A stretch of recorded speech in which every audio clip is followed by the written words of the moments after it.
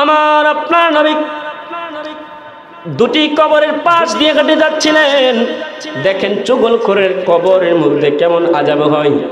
আমার আপনার নবী সাহাবীদেরকে নিয়ে দুটি কবরের পাশ দিয়ে হেঁটে যাচ্ছিলেন। হঠাৎ করে আমার আপনার নবী ওই দুটি কবরের পাশ দিয়ে দাঁড়িয়ে গেলেন।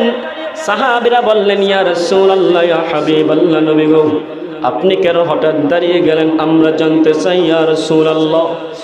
এবার আমার আপনার নবী বললেন, ও সাহাবীরা শোনো, আমি কেন দাঁড়িয়ে গেলাম জানোনি?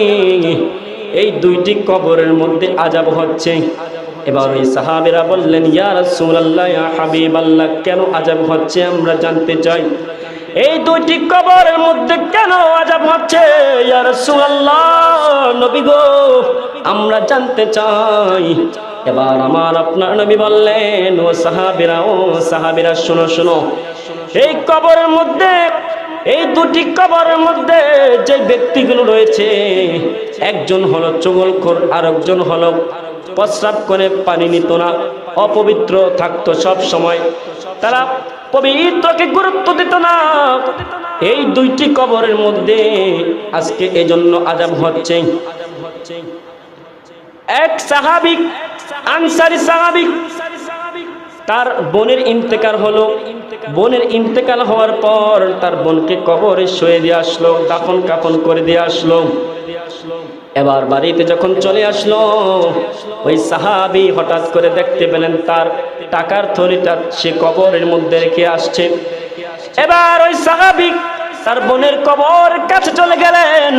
কবরের কাছে যখন চলে গেলেন, কবরটা খনন করলো, কবরটা আবার মাটি উঠাইলো। ওই কবরের মধ্যে তার টাকার থলিটা রয়ে গিয়েছে। এবার যখন কবরটা খনন করলেন, কবরটা খনন করার পর দেখতে পেলেন তার বোনের কবরের মধ্যে দাউ দাউ করে আগুন জ্বলতেছে। চিল্লাই কি নাউজুবিল্লাহ বলা যাবে না? এবার ওই সাহাবীরা আশ্চর্য হয়ে গেলেন। তার বোনের কবরের এমন মর্মান্তিক ঘটনা দেখে সে আশ্চর্য হয়ে গেলেন, কান্নায় ভেঙে পড়লেন। এবার ওই সাহাবী দৌড়ে আবার কবরটাকে মাটি দিয়ে ঢেকে আবার তার মার কাছে চলে গেলেন।